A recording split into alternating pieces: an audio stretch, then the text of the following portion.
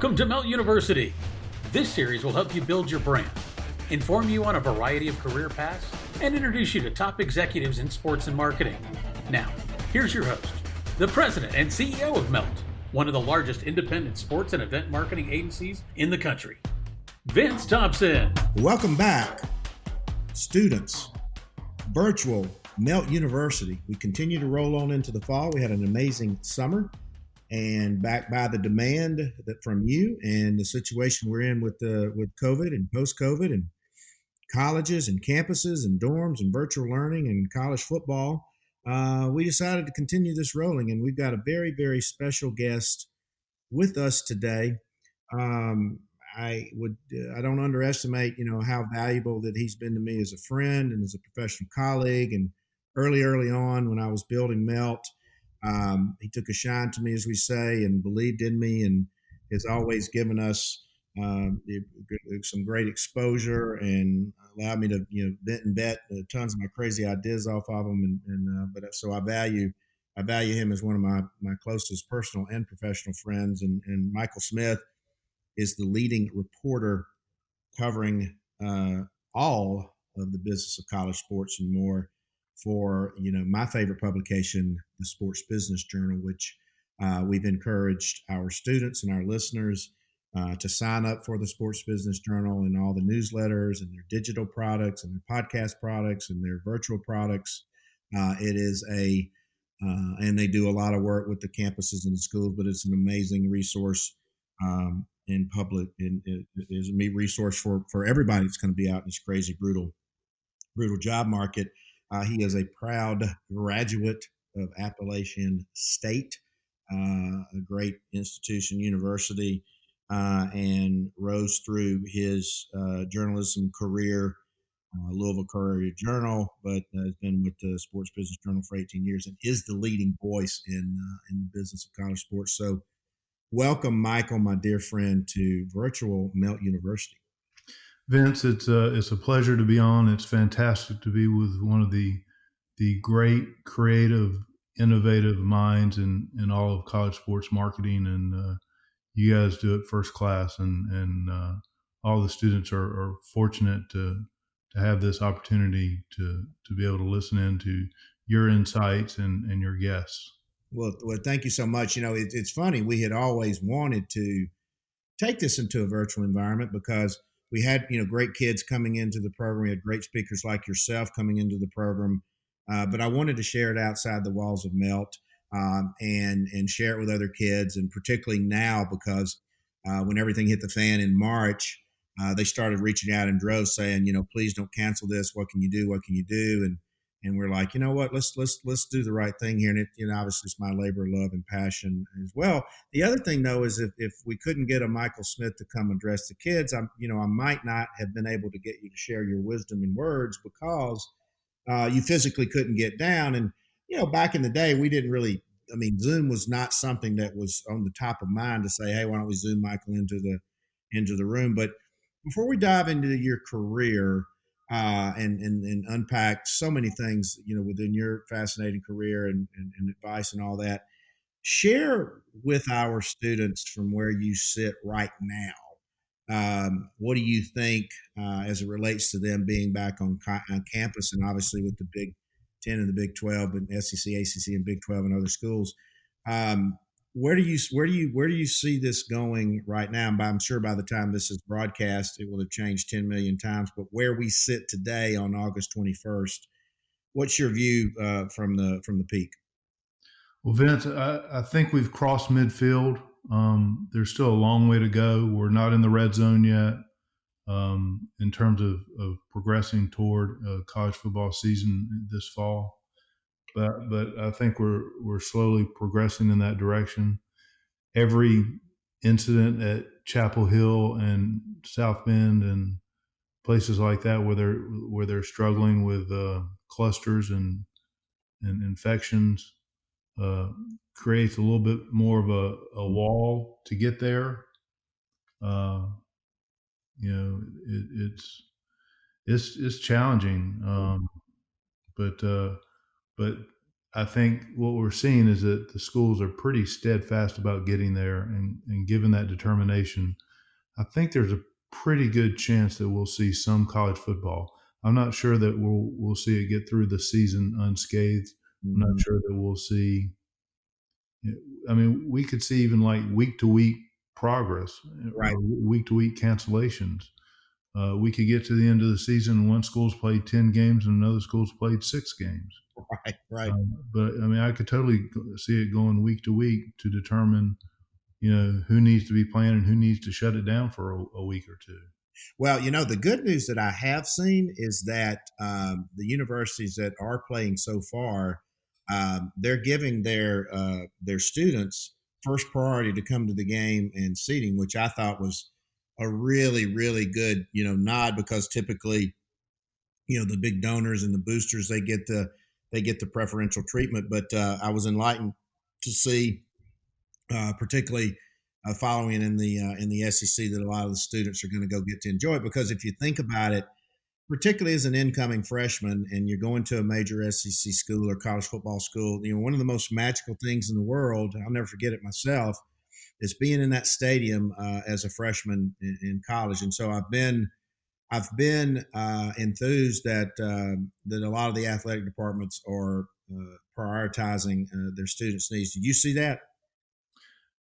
That is definitely a priority for the schools, and as it should be.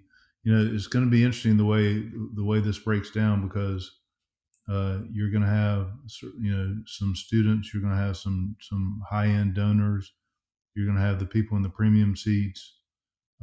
Probably not going to have members of the band, or if you do have members of the band, they're most likely not going to be performing.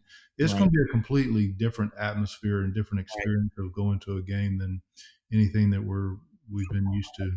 right. And pray that obviously this passes, at some point. If it doesn't, obviously we got greater problems. But I wanted to get your take on that, and so let's kind of take it all the way back.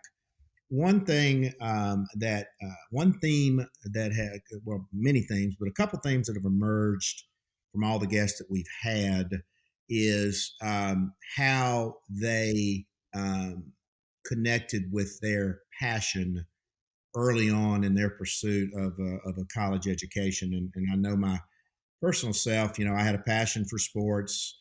I had a passion to write about sports, and then was just fortunate to have, fallen into the Auburn sports information. But going to college at App State, did you have an immediate passion to write or sports, or where did this emanate from? I definitely had a passion for sports, but I really had no idea how it was going to manifest itself. Mm-hmm. And so I was told by my high school accounting teacher that I would be crazy if I did not pursue accounting as a major when I got to college, because I kind of had a knack for the principles of accounting and for numbers, and had excelled in that area. And so I followed that teacher's advice when I got to App State, and I started school as an accounting major. And it took me about 2 semesters to figure out that this is way too hard. It sounded like a great way, maybe to make a living at some point. But man, I was like, I don't think I can do this, and more importantly, I don't really want to do this. And so I was, for the first 2 years at App State, I was just trying to figure out what I wanted to do. Mm-hmm.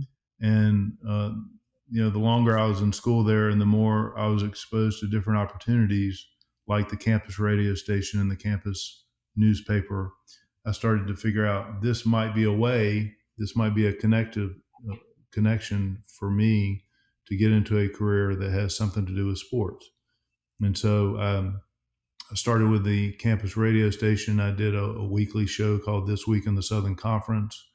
I did play-by-play for women's basketball games, and I just committed myself to trying different things. And once I migrated over to the campus newspaper, that gave me an opportunity to get some real experience. And the thing you have to know about App State is, back then we did not have a journalism major. We didn't have a J school. So unlike all the J school students from Chapel Hill or Missouri or Northwestern, I had no access to internships or really any type of real life exposure to the business. And so I had to basically go out and create those opportunities for myself. I had to make contacts at the Charlotte Observer. I had to seek freelance opportunities for different newspapers. I had to just kind of create opportunities as I went along. And so that that eventually led me to being able to get a job once I graduated. So my degree was actually in communications with a minor in marketing, but very, very limited academic exposure to journalism. It was more real life experiences. Well, and that was kind of the similar path. Like I said, I got fortunate in sports information, but you've hit on a couple things that we really have hit on a lot with our guests. But one is, and we hear it all the time from successful people like yourself, is that you may go to college, maybe knowing what you want to do or not, but when you get there, you figure out pretty quick what you don't want to do, and explain to our students that that's okay. So, like, you got there, and this is your formative period of life, and you go, maybe I don't like accounting as much as I thought, and that's okay. Always follow your heart and follow your passion, and so you're sort of the poster child for that, and you're also the poster child for seeking out those opportunities. Because Michael, and you know it as well as anybody, but I tell our students every day that the campus is the ultimate professional lab, no matter what profession you want to pursue, but particularly in sports and sports marketing and event management. The campus, and you proved it. You proved another axiom is that you continue to pursue those opportunities, but the campus, point out the campus truly is the ultimate professional lab. Well, it's funny because if you think about how I got involved with the campus newspaper, it wasn't that I was sitting there reading the campus newspaper one day and decided I wanted to do that.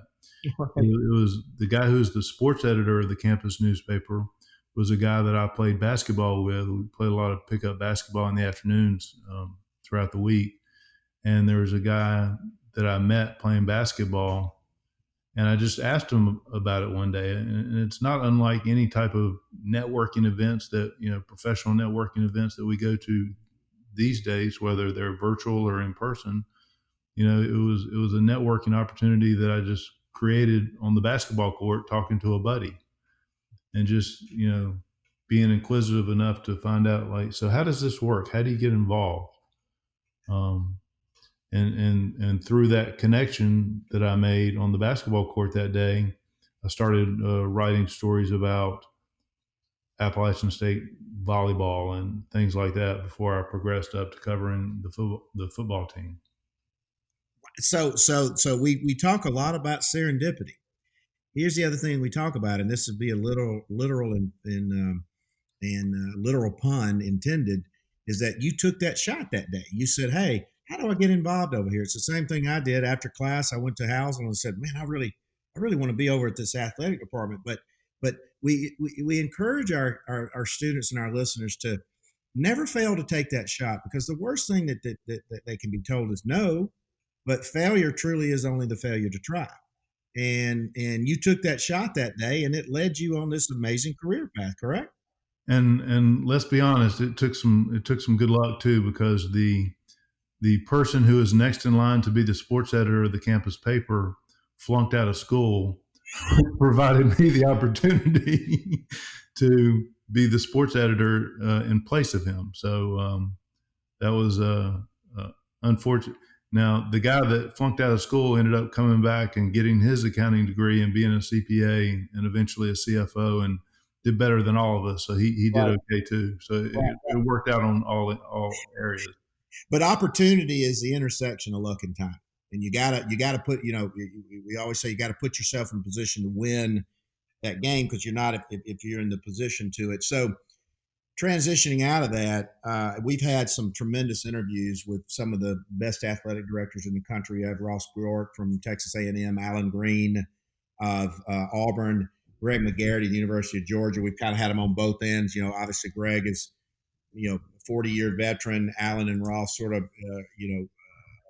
represent the new breed of athletic directors. But Michael, what we've uncovered is some fascinating information of the future types of careers in college athletics and college sports that don't really even necessarily relate back to journalism or sports information or PR or any or communications. One is the mental health area that is growing and burgeoning.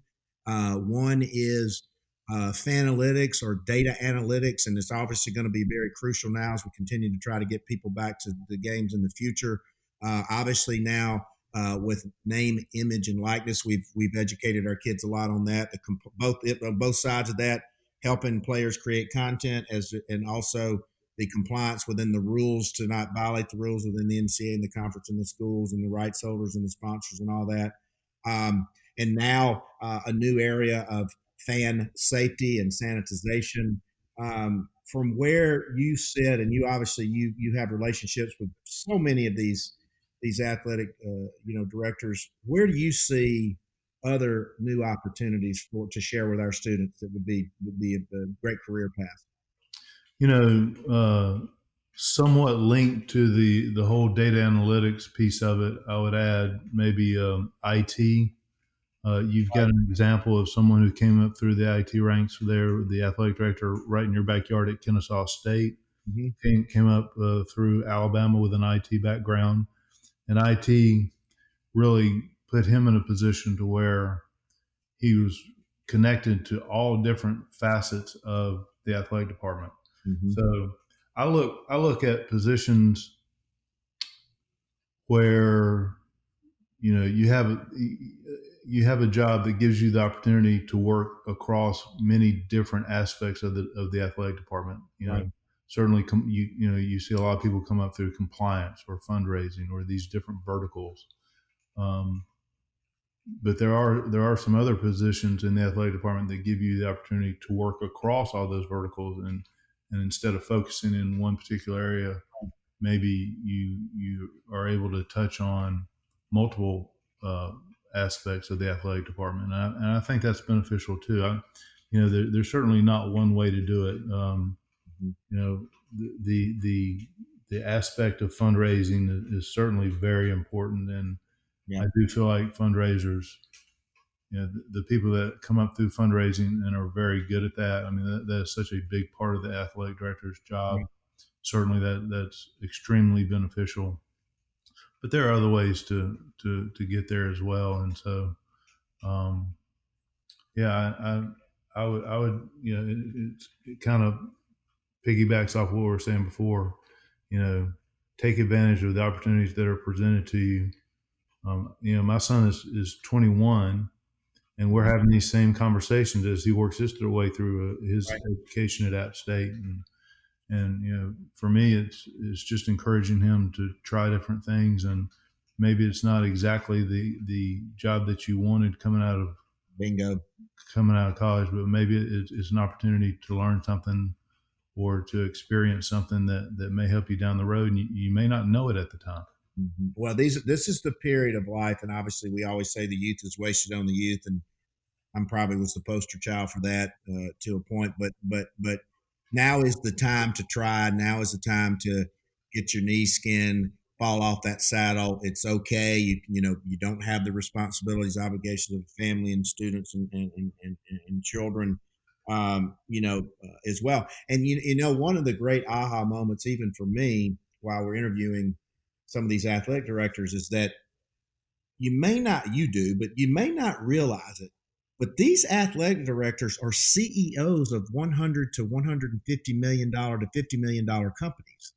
They're not the old days where Coach Dye or somebody like that was the football coach and the athletic director. So there are a lot of business opportunities, and that you don't necessarily, like I said, you look at the branding aspects and promotional aspects of college athletics, but you don't realize there's so many business opportunities in there. And you also talked about the donors and the fundraising. But Michael, we talked a lot about name, image, and likeness, and the view. So it's coming like a freight train, which obviously these student athletes are going to be able to quote unquote monetize their platforms and their followings and their audiences. But share your view with that, and share if you're Colson Smith on the App State campus, or we got a student on the Auburn campus, and they're friends with some of these student athletes. Are there going to be opportunities, business opportunities for some college students that are hustlers and aspiring with this future wave coming? Well, I think it's going to be a fantastic opportunity for the college athletes. You and I have talked about this before, as far as being able to commercialize and monetize their rights. Mm-hmm. And we're not just talking about football and basketball players. We're talking about across all athletics. And the ones that are the most creative and the most innovative with especially with social media, but almost using social media as a launching pad to get into that, I think we'll have the opportunity to really benefit. And maybe it's not millions of dollars, maybe it's just tens of thousands of dollars, or maybe it's enough to be able to give to give these athletes and the ability to start out ahead of the game, maybe with no college debt and a little money in their pocket, and that's worth a lot too. Well, we tend to focus on the Tuas and the Trevors and Justin Fields and all this, but obviously I'm passionate for the empowerment of the female student athletes and what they call the non-revenue. I think it's going to be a silver bullet. I use the Auburn women's equestrian team and gymnastics team. I think there's going to be a whole lot of opportunities, whether it's endemic or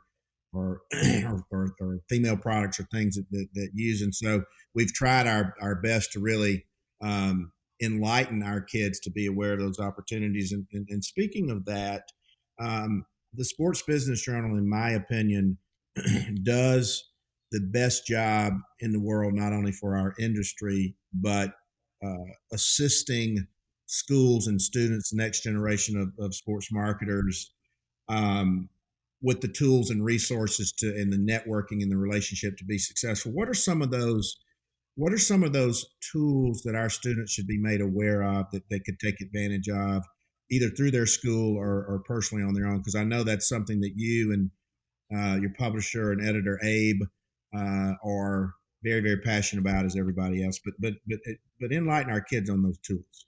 Well, for years and years, Sports Business Journal has been a weekly magazine, and we thought of ourselves as a magazine. We operated like a magazine, and as we all know, life as a print product is a lot tougher now than it used to be. And so what's happened is we've tried to take the connections that we have, the knowledge that we have, and try to expand out our offerings and our business to look more like a full-fledged media company as opposed to a magazine.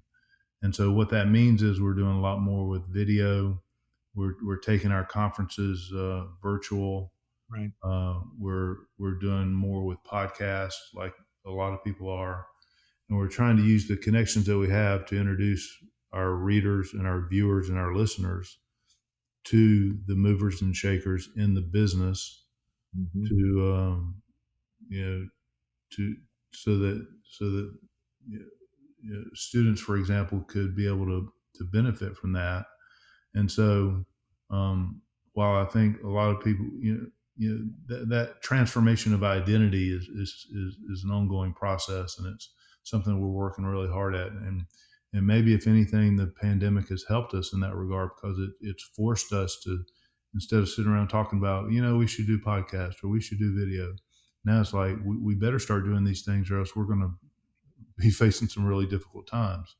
Right. And so, hopefully, the different ways in which we're trying to bring this news to the readers is a way for students and young people that are trying to get into the business to be able to learn what the trends are and what people are talking about, and just to get involved. I mean, I really wish there had been an SBJ around when I was coming along in the 1980s, and I mean, there are opportunities out there that I had no idea about, and didn't really know about until I had already started my newspaper career. Right. Well, I tell kids that in the old days that you and I had to go to the library and look up things called the yellow pages and encyclopedias and resource guides. And they look at me like I've got like four eyes. And now there's no excuse because they hold all the power and information in the palms of their hands. They can't be aggressive and hustle in that. And I think that you hit on another thing is that the in the spirit of silver linings within the pandemic, if you don't lose anybody that is a loved one or sick or anything like that, is that it has forced everybody out of their comfort zones and to rethink things. I can tell you personally, 6 months ago, ideas I would have brought into a conference room or boardroom to a client or prospect, they would literally laugh me out. And now I'm getting calls back and they're saying, hey, maybe bring that idea back. So I think, even in the spirit of you can't teach an old dog new tricks, we're all being forced in a good way out of our comfort zone. And I actually will relate a story about that. You were wise and nice enough to get me set up with Bill King on the SBJ Unpacks podcast a while back when this stuff first hit the fan. And I was trying to figure out what we were going to do with Virtual Melt U, and he and I did the podcast, and it was on the Zencaster, and it was so easy and effortless that even it was idiot proof, as I say for myself, stuff. And I immediately sent that to my people, and I said, "Look, Zencaster is the way to go."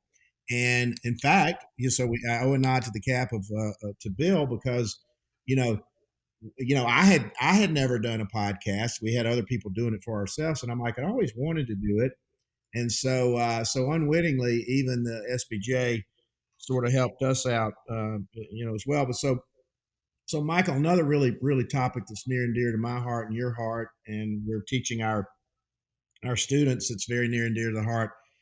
Is the value of building and nurturing and maintaining relationships, and your business is driven by relationships and trust and confidentiality, as is mine. And people say, well, Vince, how have you represented the Coca-Cola company for 20 years? And I say, I never take the relationship for granted. I nurture it. I groom it. I clip it. I trim it. I fertilize it. We weed it. We give it sunlight. We care for it.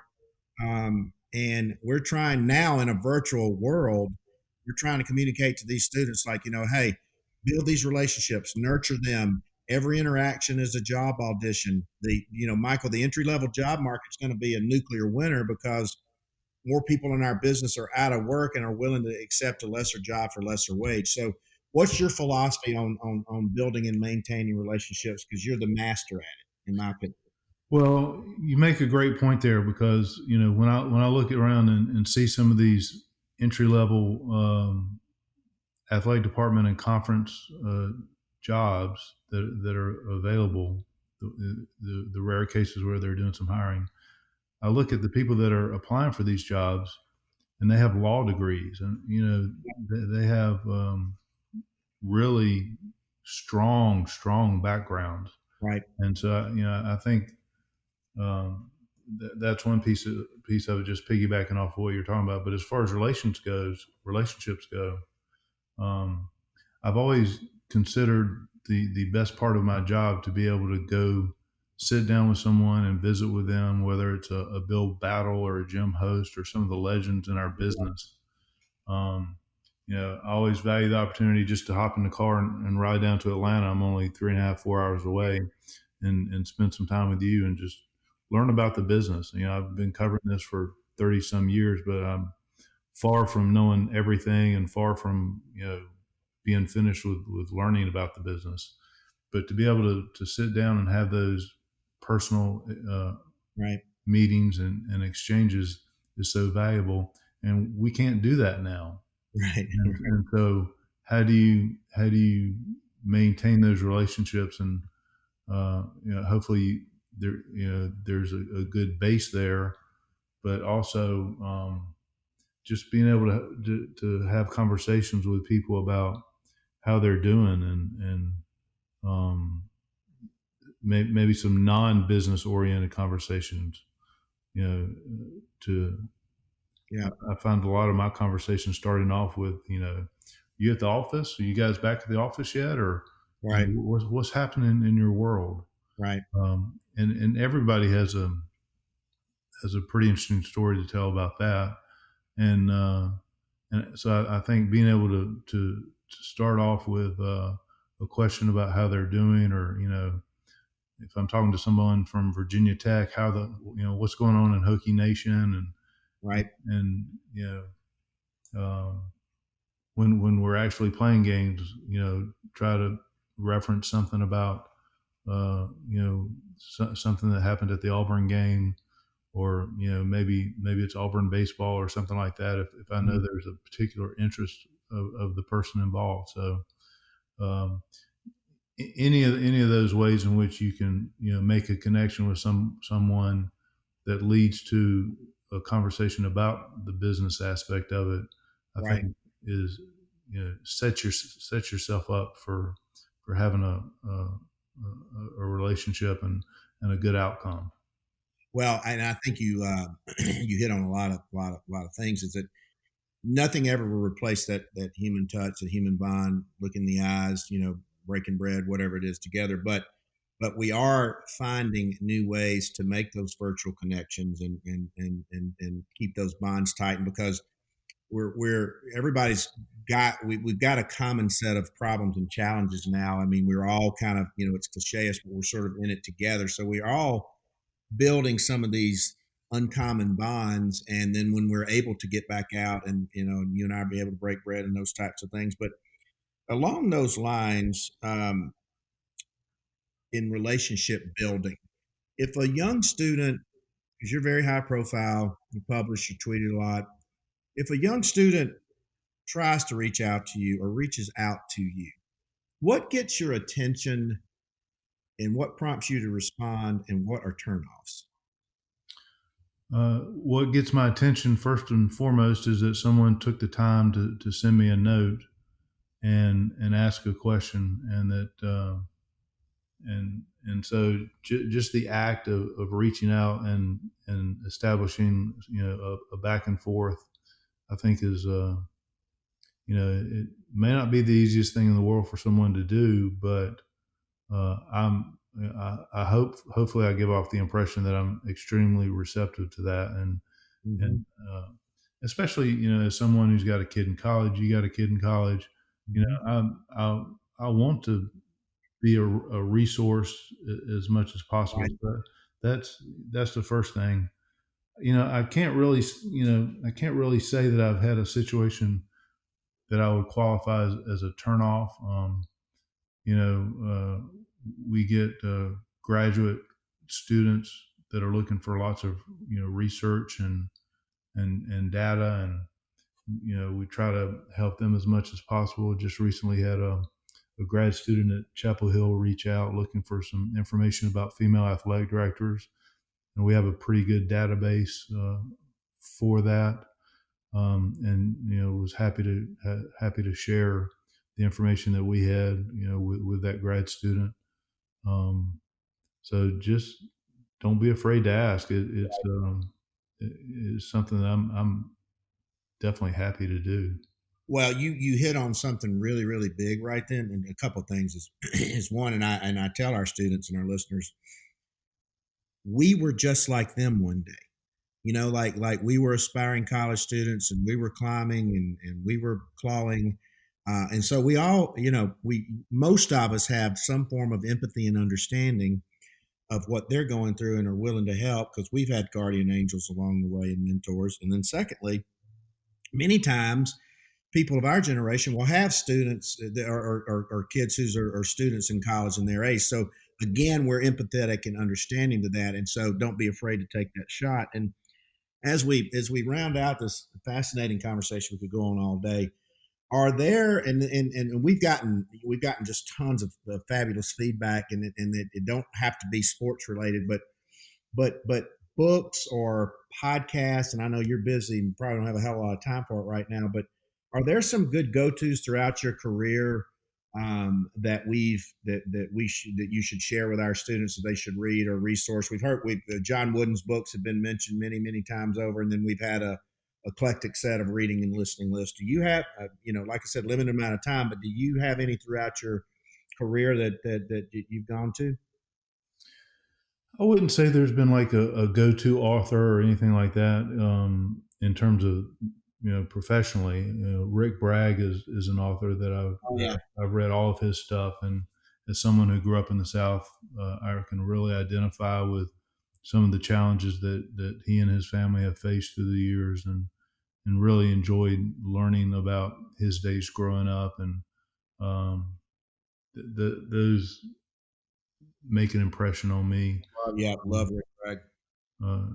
Jim Host just wrote a book that I found pretty fascinating, which is more specific to college sports marketing, and as someone who essentially created this business back in the 1970s and 80s, learned a little bit about what about those days, creating Host Communications and developing that business, developing collegiate multimedia rights.